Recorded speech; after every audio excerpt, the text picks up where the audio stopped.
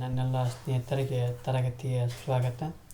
ತರಗತಿ ಪ್ರಾರಂಭ ಮಾಡೋಕ್ಕಿಂತ ಮುಂಚಿತವಾಗಿ ನಮ್ಮ ಒಂದು ಯೂಟ್ಯೂಬ್ ಚಾನಲಿಗೆ ಸಬ್ಸ್ಕ್ರೈಬ್ ಆಗಿ, ಜೊತೆಗೆ ಪ್ರತಿನಿತ್ಯ ತರಗತಿಗಳನ್ನು ವೀಕ್ಷಿಸಿ ಅನ್ನುತ್ತಾ ಇವತ್ತಿನ ಒಂದು ತರಗತಿಯನ್ನು ಪ್ರಾರಂಭ ಮಾಡ್ತಾ ಇದ್ದೀನಿ.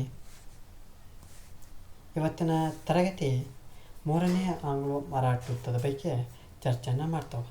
ಈ ಹಿಂದೆ ತರಗತಿಯೊಳಗೆ 2ನೇ ಆಂಗ್ಲೋ ಮರಾಠ ಬಗ್ಗೆ ಆ ಒಂದು ಯುದ್ಧವು 1803ರಿಂದ 1805ರವರೆಗೂ ನಡ್ತಾ ಹೋಗ್ತದೆ. ಅಲ್ಲಿ 2ನೇ ಬಾಜಿರಾವ್ ಪೇಶ್ವೆ ಪೆಸ್ಸಿನ್ ಒಪ್ಪಂದಕ್ಕೆ ಏನು ಮಾಡ್ತಾ ಹೋಗ್ತಾನೆ, ಸಹಿ ಮಾಡ್ತಾನೆ. ಜೊತೆಗೆ ಸಹಾಯಕ ಸೈನ್ಯ ಪದ್ಧತಿಯನ್ನು ಒಪ್ಕೊಂಡಿರ್ತಾನೆ. ಇದು 2ನೇ ಒಂದು ಆಂಗ್ಲೋ ಮರಾಠ ಯುದ್ಧದ ಸನ್ನಿವೇಶ. ಇದು 3ನೇ ಆಂಗ್ಲೋ ಮರಾಠ ಯುದ್ಧದ ಬಗ್ಗೆ ನೋಡ್ತಾವೆ. ಈ ಒಂದು 3ನೇ ಆಂಗ್ಲೋ ಮರಾಠ ಯುದ್ಧಗಳು 1817ರಿಂದ 1818ರವರೆಗೆ ನಡ್ತಾ ಹೋಗ್ತವೆ. ಯಾಕೆ ನಡ್ತಾವಪ್ಪ ಅಂದ್ರೆ, ಮರಾಠ ಮನೆತನಗಳು ತಮ್ಮ ಘನತೆ ಮತ್ತು ಸ್ವಾತಂತ್ರ್ಯವನ್ನು ಉಳಿಸಿಕೊಳ್ಳುವ ಇನ್ನಿಲ್ಲದ ಪ್ರಯತ್ನ ನಡೆಸ್ತಾ ಇದ್ದರು. ಮರಾಠ ಮನೆತನಗಳು 5 ಮನೆತನಗಳು ಯಾವುದು? ನಾಗಪುರದ ಭೋಸ್ಲೆ, ಬರೋಡದ ಗಾಯಕ್ವಾಡ್, ಇಂದೋರ್ನ ಒಳಕೋರು ಮತ್ತು ಪೂನಾದ ಪೇಶ್ವೆಗಳು ಮತ್ತು ಯಾರು ಗ್ವಾಲಿಯರ್ನ ಸಿಂಧಿಯಾಗಳು. ಈ 5 ಮನೆತನಗಳು ಏನು ಮಾಡ್ತಾ ಹೋಗ್ತವೆ, ತಮ್ಮ ಒಂದು ಘನತೆಯನ್ನು, ತಮ್ಮ ಒಂದು ಸ್ವಾತಂತ್ರ್ಯವನ್ನು ಉಳಿಸಿಕೊಳ್ಳೋಕ್ಕೆ ಎಲ್ಲದೆಲ್ಲ ಪ್ರಯತ್ನ ಮಾಡ್ತಾ ಇರ್ತವೆ. ಆ ಪೇಶ್ವೆ ಕೂಡ ಬ್ರಿಟಿಷರ ನಿಯಂತ್ರಣದಿಂದ ಮುಕ್ತಗೊಳ್ಳಲು ಅವನಿಸ್ತದೆ. ಯಾಕಂದ್ರೆ ನೀವು ಹೋಗಿ ಲಾರ್ಡ್ ವಿಲಿಯಮ್ಸ್ದಾಗ ಸಿಗಾಕೊಂಬಿಟ್ರೆ, ಬೆಸ್ಸಿನ್ ಒಪ್ಪಂದ ಮಾಡ್ಕೊಂಡು ಸಹಾಯಕ ಸೈನ್ಯ ಪದ್ಧತಿಯನ್ನು ಒಪ್ಕೊಂಡ್ಬಿಡ್ತಾನೆ. ಅದರಿಂದ ಬಿಡಿಸ್ಕೋಬೇಕು ಅನ್ನೋ ಕಾರಣಕ್ಕೆ ಆಗ ಅವನಿಸ್ತಿರ್ತಾನೆ. ಆಗ 1817ರಲ್ಲಿ ಪೇಶ್ವೆಯು ಪೂನಾದಲ್ಲಿ ಬ್ರಿಟಿಷ್ ರೆಸಿಡೆನ್ಸಿಯ ಮೇಲೆ ದಾಳಿ ನಡೆಸಿ ಸುಟ್ಟುಬಿಡ್ತಾನೆ. ಪಾಪ ಎಲ್ಲಿ ಮಟ್ಟ ತಡ್ಕೊಂತಾನೆ. 1817ರ ಪೇಶ್ವೆ ಮಾಡ್ತಾನೆ, ಪೂನಾದಲ್ಲಿರುವಂಥ ಬ್ರಿಟಿಷ್ ರೆಸಿಡೆನ್ಸಿಯ ಮೇಲೆ ದಾಳಿ ನಡೆಸಿ ಸುಟ್ಟು ಬಿಡ್ತಾನೆ. ಅತ್ತಾಗ ನಾಗಪುರದ ಅಪ್ಪ ಸಾಯಪ್ಪ, ಮಲ್ಲಾರಾವ್ ಹೋಳ್ಕರ್ ಕೂಡ ಬ್ರಿಟಿಷರ ವಿರುದ್ಧ ದಂಗೆ ಎತ್ತು ಸೋತು ಬಿಡ್ತಾರೆ. ಏನಾಗೈತಿ ಅಲ್ಲಿ 1817ರ ಪೇಶ್ವೆ ಪೂನಾದಲ್ಲಿ ಬ್ರಿಟಿಷ್ ರೆಸಿಡೆನ್ಸಿಯ ಮೇಲೆ ದಾಳಿ ನಡೆಸಿ ಸುಡ್ತಾನೆ. ಅತ್ತಾಗ ನಾಗಪುರದ ಅಪ್ಪ ಸಾಯಪ್ಪ ಮತ್ತು ಮಲ್ಲಾರಾವ್ ಹೋಳ್ಕರ್ ಕೂಡ ಬ್ರಿಟಿಷರ ವಿರುದ್ಧ ದಂಗೆ ಎದ್ದು ಸೋತು ಬಿಡ್ತಾರೆ. ಇವರು ಈ ದಂಗೆ ಎದ್ದಾಳ್ತಾರೆ, ಸೋತಾರೆ. ಅಂತಿಮವಾಗಿ ಪೇಶ್ವೆ 2ನೇ ಬಾಜಿರಾವನು ಬ್ರಿಟಿಷರ ವಿರುದ್ಧ 1818ರಲ್ಲಿ ಕೊರೆಗಾಂವ್ ಮತ್ತು ಅಸ್ಟಿ ಯುದ್ಧಗಳಲ್ಲಿ ಸೋತು ಶರಣಾಗ್ತಾನೆ.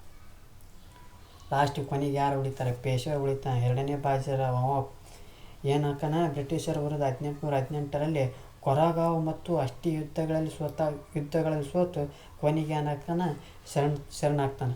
ಈ ಬ್ರಿಟಿಷರು ಏನು ಮಾಡಿಬಿಡ್ತಾರೆ, ಸುಮ್ಮನೆ ಇವ್ರು ಹಿಂಗಾಗ್ಬಿಟ್ರೆ ಏನಾಗೋದಲ್ಲ ಅಂದತ್ತೆ ಪೇಶ್ವೆ ಪದವಿನ ರದ್ದುಪಡಿಸ್ಬಿಡ್ತಾರೆ. ಅಂದ್ರೆ ಅಗ್ಲಲ್ಲಿ ನಮ್ಮ ತಂಟೆಗೆ ಬರ್ತಂದು ಅವ್ರು ಏನು ಮಾಡಿಬಿಡ್ತಾರೆ, ಬ್ರಿಟಿಷರು ಪೇಶ್ವೆ ಪದವಿಯನ್ನು ರದ್ದುಗೊಳಿಸಿ ಆ ಬಾಜಿರಾಯನಿಗೆ ಏನು ಮಾಡಿಬಿಡ್ತಾರೆ, ಇನ್ನು ಒಮ್ಮೆರೆ ವಿಶ್ರಾಂತಿ ವೇತನ ಅಂತಂದು ಕೊಟ್ಟುಬಿಡ್ತಾರೆ. ಇದರ ಬದಲಾಗಿ ಆ ಶಿವಾಜಿಯ ವಂಶಸ್ಥನಾದಂಥ ಪ್ರತಾಪ ಸಿಂಹನನ್ನು ಸಣ್ಣ ರಾಜ್ಯ ಸತಾರದಲ್ಲಿ ಪ್ರತಿಷ್ಠಾಪಿಸಿ ಮರಾಠರ ಸಾಂಪ್ರದಾಯಿಕ ಮುಖಂಡನಾಗಿಸುವ ಮೂಲಕ ಮರಾಠರ ಪ್ರತಿರೋಧವನ್ನು ನಿಗ್ರಹಿಸ್ತಾರೆ. ಒಂದನೇದು ಬ್ರಿಟಿಷರು ಪೇಶ್ವೆ ಪದವಿಯನ್ನು ರದ್ದುಗೊಳಿಸಿಬಿಡ್ತಾರೆ. ಜೊತೆಗೆ ಬಾಜಿರಾವನು ವಿಶ್ರಾಂತಿ ವೇತನ ಕೊಟ್ಬಿಡ್ತಾರೆ. ಅವ್ರು ಬ್ರಿಟಿಷ್ ಐಡಿಯಾ ನೋಡ್ರಿ, ಇವ್ರು ಇಷ್ಟ ಬಿಟ್ಟು ಸುಮ್ಮನೆ ತಡಿ ಅಂದದ್ದು ಆ ಶಿವಾಜಿಯ ವಂಶಸ್ಥನಾದಂಥ ಪ್ರತಾಪ ಸಿಂಹನನ್ನು ಏನು ಮಾಡಿಬಿಡ್ತಾರೆ, ಸಣ್ಣ ರಾಜ್ಯ ಆದಂಥ ಆ ಸತಾರದಲ್ಲಿ ಪ್ರತಿಷ್ಠಾಪಿಸಿ ಆ ಮರಾಠರ ಸಾಂಪ್ರದಾಯಿಕ ಮುಖಂಡನನ್ನಾಗಿ ಮಾಡಿಬಿಡ್ತಾರೆ. ಇವರು ಹಿಂಗಾಗಿ ಮರಾಠರ ಒಂದು ಪ್ರತಿರೋಧವನ್ನು ನಿಗ್ರಹ ಮಾಡ್ತಾರೆ. ಒಟ್ಟಾರೆಯಾಗಿ 3ನೇ ಆಂಗ್ಲೋ ಮರಾಠ ಯುದ್ಧದ ಬಗ್ಗೆ ಹೇಳೋದಾದರೆ, ಈ ಒಂದು ಯುದ್ಧಕ್ಕೆ ಮುಖ್ಯ ಏನು ಕಾರಣಪ್ಪ ಅಂದ್ರೆ, ಮರಾಠ ಮನೆತನಗಳು ಯಾವಪ್ಪ ಅಂದ್ರೆ, ಒಂದನೇದು ನಾಗಪುರದ ಭೋಸ್ಲೆ, ಬರೋಡದ ಗಾಯಕ್ವಾಡ್, ಇಂದೋರ್ನ ಹೋಳ್ಕರ್ ಮತ್ತು ಗ್ವಾಲಿಯರ್ನ ಸಿಂಧಿಯಾ, ಇನ್ನೊಂದು ಯಾವುದು ಪೂನಾದ ಪೇಶ್ವೆಗಳು. ಇವು ಮರಾಠ ಮನೆತನಗಳು ತಮ್ಮ ಒಂದು ಘನತೆಯನ್ನು, ಸ್ವಾತಂತ್ರ್ಯವನ್ನು ಪಡ್ಕೊಳ್ಳೋ ಸಲುವಾಗಿ ಪ್ರಯತ್ನ ಮಾಡ್ತಾಯಿದ್ರು. ಜೊತೆಗೆ ಆ ಪೇಶ್ವೆ ಕೂಡ ಏನು ಮಾಡ್ತಾಯಿದ್ದ, ಆ ಬ್ರಿಟಿಷರಿಂದ ಏನು ಮಾಡ್ತಾಯಿದ್ದ, ಮುಕ್ತ ನಾಯಕ ಅವನತ್ತಿದ್ದ.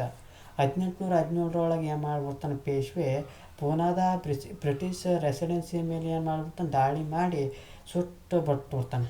ಅತ್ತ ನಾಗಪುರದಾಗಿರೋಂಥ ಅಪ್ಪ ಸಾಯಪ್ಪ, ಮಲ್ಲಾರಾವು ಮತ್ತು ಹೋಳ್ಕರ್ ಏನು ಮಾಡಿಬಿಡ್ತಾರೆ, ಬ್ರಿಟಿಷರ ಎದುರು ದಂಗೆ ಎದ್ದು ಸೋತು ಬಿಡ್ತಾರೆ. ಅವಾಗ ಪೇಶ್ವೆ ಕೊನೆ ಒಬ್ಬನ ಉಳಿದ 1818ರಲ್ಲಿ ಅಷ್ಟು ಯುದ್ಧಗಳಲ್ಲಿ, ಕೊರೆಗಾಂವ್ ಯುದ್ಧಗಳಲ್ಲಿ ಲಾಸ್ಟ್ ಕೊನೆ ಸೋತು ಏನಾಗ್ತಾನೆ, ಶರಣಾಗ್ತಾನೆ. ಯಾರು? 2ನೇ ಬಾಜಿರಾವ್. ಅವಾಗ ಬ್ರಿಟಿಷರು ಏನು ಮಾಡ್ತಾರೆ, ಎರಡನೇ ಬಾಜಿರಾವ್ನನ್ನು ಅಲ್ಲಿಂದ ಏನು ಮಾಡಿಬಿಡ್ತಾರೆ, ಈ ಪೇಶ್ವೆ ಪದವಿಯನ್ನು ರದ್ದು ಮಾಡಿ ಆ ಬಾಜಿರಾವ್ನಿಗೆ ವಿಶ್ರಾಂತಿ ವೇತನವನ್ನು ಕೊಡ್ತಾರೆ. ಅದನ್ನು ಇಲ್ಲಿಗೆ ಮುಗಿಸಂಗಲ್ಲ, ಏನು ಮಾಡ್ತಾರೆ, ಆ ಶಿವಾಜಿಯ ವಂಶಸ್ಥನಾದಂಥ ಯಾರವ ಪ್ರತಾಪ ಸಿಂಹನನ್ನು ಸಣ್ಣ ರಾಜ್ಯವಾದಂಥ ಸತಾರದಲ್ಲಿ ಪ್ರತಿಷ್ಠಾಪಿಸಿ ಸಾಂಪ್ರದಾಯಿಕ ಮುಖಂಡನನ್ನಾಗಿ ಮಾಡಿಬಿಡ್ತಾರೆ. ಹೀಗಾಗಿ ಆ ಮರಾಠರ ಒಂದು ವಿರೋಧವನ್ನು ಅಲ್ಲಿಗೆ ಹತ್ತೆಗ್ತಾ ಹೋಗ್ತಾರೆ. ಇದು ಮೂರನೇ ಆಂಗ್ಲೋ ಮರಾಠ ಯುದ್ಧದ ಬಗ್ಗೆ ಮಾಹಿತಿ ಆಗ್ತದೆ. ಜೊತೆಗೆ ಈ ಒಂದು ಆಂಗ್ಲೋ ಮರಾಠ ಯುದ್ಧದಲ್ಲಿ ಪ್ರಮುಖವಾಗಿ ಯಾವ ಪ್ರಶ್ನೆಗಳು ಬರ್ತಾ ಹೋಗ್ತಾವಪ್ಪ ಅಂದ್ರೆ, ಮೊದಲನೇ ಒಂದು ಆಂಗ್ಲೋ ಮರಾಠ ಯುದ್ಧ ಯಾವ ನಡೀತೈತಿ, 1775 1782 ನಡೀತಾ ಹೋಗ್ತೈತಿ. ಅಲ್ಲಿ ಯಾವ ಒಪ್ಪಂದದ ಮೂಲಕ, ಸಾಲಬಾಯ್ ಒಪ್ಪಂದದ ಮೂಲಕ ಕೊನೆಗೊಳ್ತಾ ಹೋಗ್ತೈತಿ. ಎರಡನೇದು 1802ರಿಂದ 1805 ನಡೀತಾ ಹೋಗ್ತೈತಿ. ಇದು ಯಾವ ಒಪ್ಪಂದದ ಮೂಲಕ, ಪೆಸ್ಸಿನ್ ಒಪ್ಪಂದದ ಮೂಲಕ ಕೊನೆಗೊಳ್ತಾ ಹೋಗ್ತೈತಿ. ಮೂರನೇದು 1816ರಿಂದ 1817 ನಡೀತಾ ಹೋಗ್ತೈತಿ. ಇದು ಪೂನಾ ಒಪ್ಪಂದದ ಮೂಲಕ ಕೊನೆಗೊಳ್ತೈತಿ. ಒಟ್ಟಾರೆಯಾಗಿ ಆಂಗ್ಲೋ ಮರಾಠದ ಪ್ರಮುಖವಾಗಿ ಈ ಒಂದು ಅಂಶಗಳನ್ನ ನೆನಪಿಟ್ಕೋಬೇಕು. 1770ರಿಂದ 1782 ಸಾಲಬಾಯಿ ಒಪ್ಪಂದದ ಮೂಲಕ ಕೊನೆಗೊಳ್ತೈತಿ. 1802ರಿಂದ 1805 ಬೆಸ್ಸಿನ್ ಒಪ್ಪಂದದ ಮೂಲಕ ಕೊನೆಗೊಳ್ತೈತಿ. 1816 1817 ಪೂನಾ ಒಪ್ಪಂದದ ಮೂಲಕ ಕೊನೆಗೊಳ್ಳೋದನ್ನು ಕಾಣ್ತಾ ಹೋಗ್ತೀವಿ. ಇದಿಷ್ಟು ಏನಪ್ಪ ಅಂದ್ರೆ ಆಂಗ್ಲೋ ಮರಾಠ ಯುದ್ಧದ ಬಗ್ಗೆ ಸಂಪೂರ್ಣವಾದಂಥ ಮಾಹಿತಿ ಆಗ್ತದೆ. ಈ ಒಂದು ತರಗತಿ ಎಷ್ಟಾಗಿತ್ತಪ್ಪ, ನಮ್ಮ ಒಂದು ಯೂಟ್ಯೂಬ್ ಚಾನಲಿಗೆ ಸಬ್ಸ್ಕ್ರೈಬ್ ಆಗಿ, ಜೊತೆಗೆ ಈ ಒಂದು ತರಗತಿ ಎಷ್ಟಾಗಿತ್ತಪ್ಪ ಲೈಕ್ ಮಾಡಿ, ಇಲ್ಲದಿದ್ದರೆ ಡಿಸ್ಲೈಕ್ ಮಾಡಿ.